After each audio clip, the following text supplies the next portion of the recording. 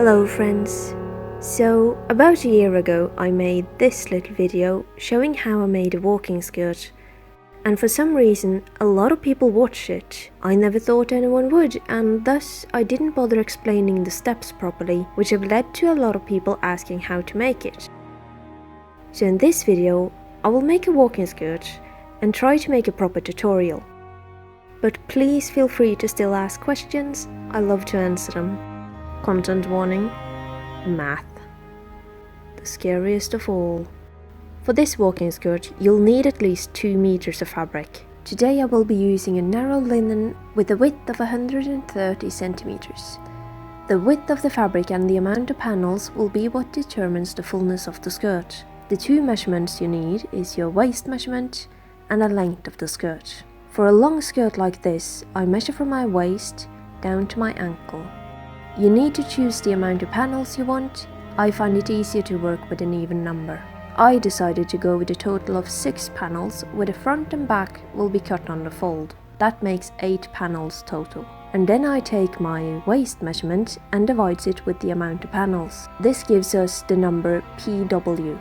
To figure out the full length of the skirt, we add seam allowances for the waist and hem. Then you'll have the number for the total length of the skirt. And just to make this a bit more fun, I like to add an extra 2 centimeters for the back panels. This is so that it will look the same length as the front. This gives me the amazing number of 100 centimeters, so this is the number I will be working with from here on out. This is what my pattern pieces will look like, and this is how I lay them out on the fabric. Confused yet? Good, me too. So let me show you what I mean instead. I start by ironing the fabric well before folding it lengthwise. I then measure my fabric and trim the ends so it's even. For the first pieces, I then unfold the fabric and measure up 1 meter. I start by cutting out my waistband. I've decided to go for a narrow one of only 2 centimeters, so I cut out a strip of 6 by 100 centimeters. That is not the length I need for my waistband, but it makes this step easier for me.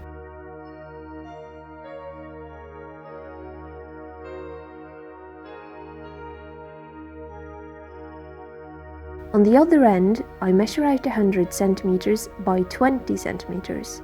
This will be my placket and pockets.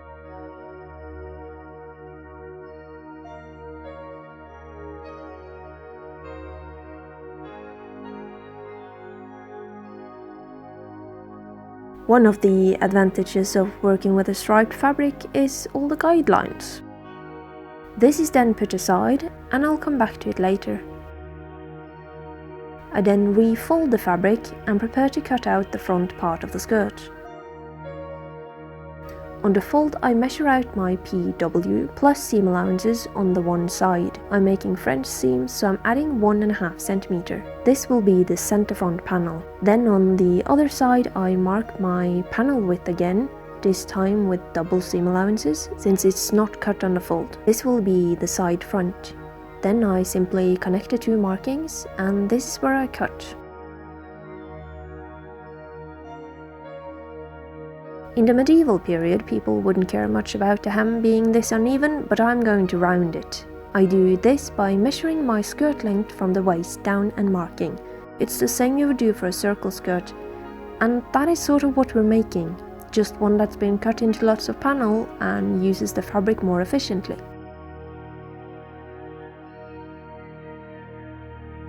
I'd recommend you wait until you have the skirt assembled for this step, but I rounded the center front panel by cutting away a single centimeter in the front. This is so that it's better shaped to the waist.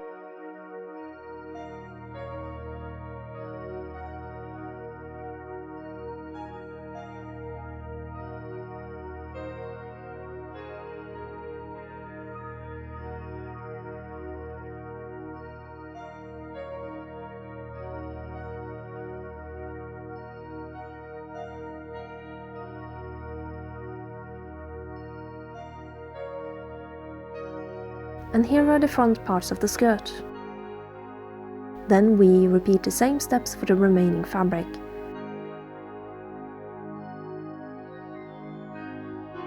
Once again marking my side panel at the side. This is because I need the side seam to be on the straight of grain to add pockets.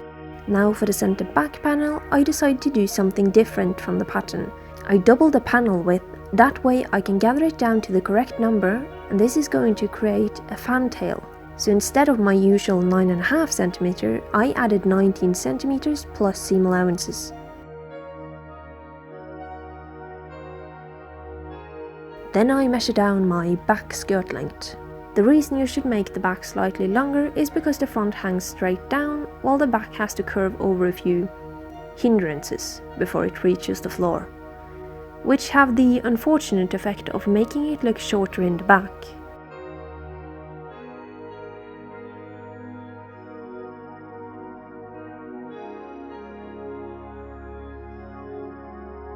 And here we have the final pieces. On my Plocket strip, I start dividing it into pocket and placket. The type of pocket I will be making reaches all the way up to the waistband and gives it more stability. For me, that made them 40 cm long.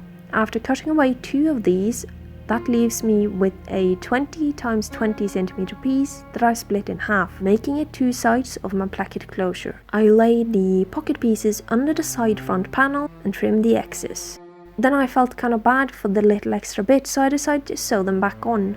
I folded the sides under each other and top stitched down on both sides, and they fitted perfectly.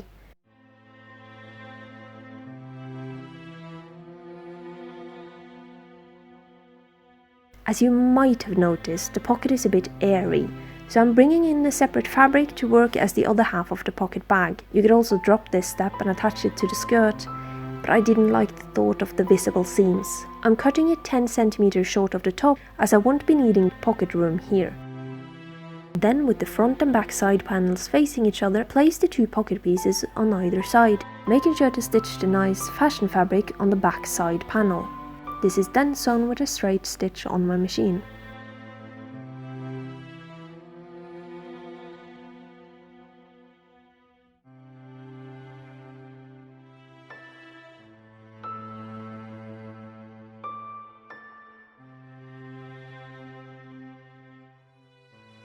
After ironing, it's time to sew the side seams. I'm using French seam, so I start by laying the pieces wrong sides against each other and stitching up the skirt and around the pocket.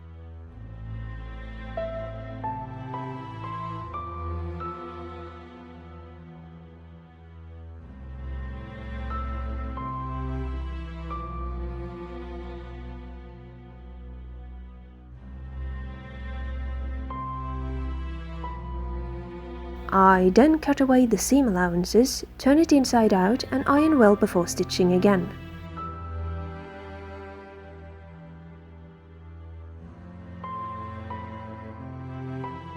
I also folded the raw edges of the pocket over twice and top stitched it down as well.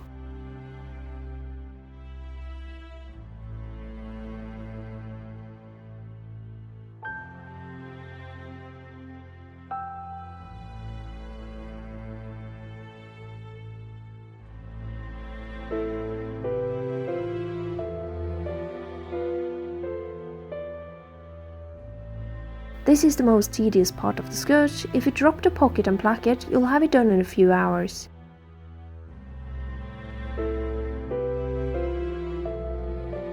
Speaking of placket, that is the next step. I decided to have my closure at my right back side, but the Victorians put closures everywhere, so do whatever feels most practical for you. If you're paying attention, you might also see what's wrong in this picture.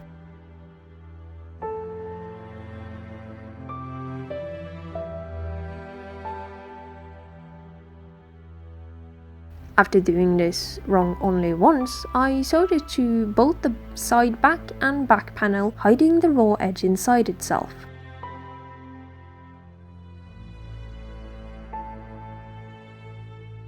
I decided to trim the raw edge of the pocket with pinking shears instead of whipping it down.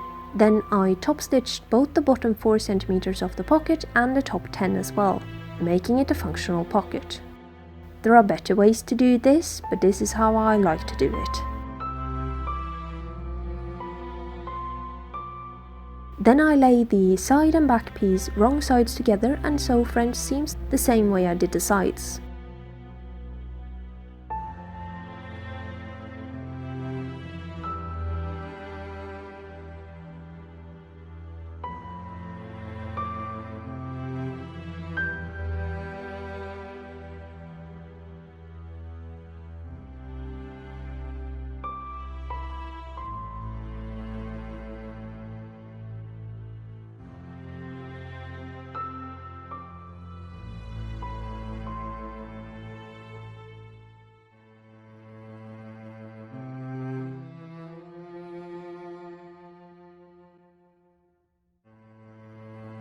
Then followed the remaining panels.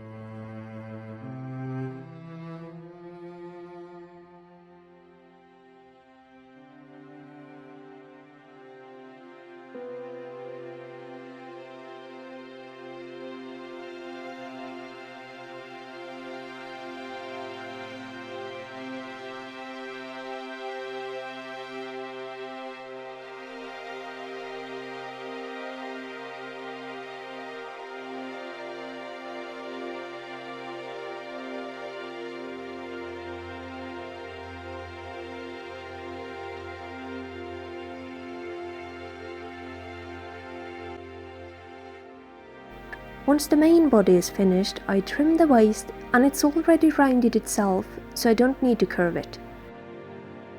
Then double rows of gathering stitches were sewn into the back panel.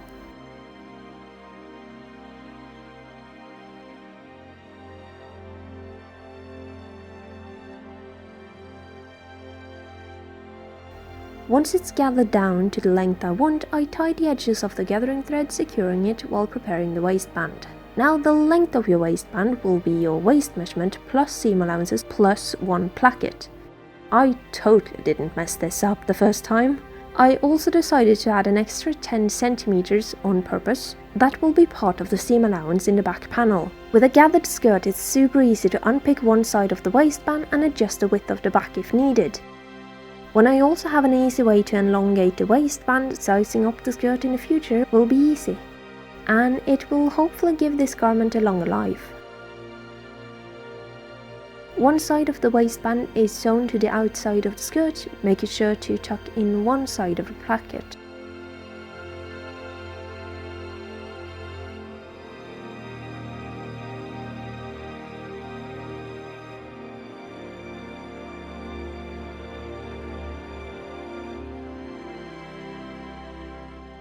The other side is whip stitched down.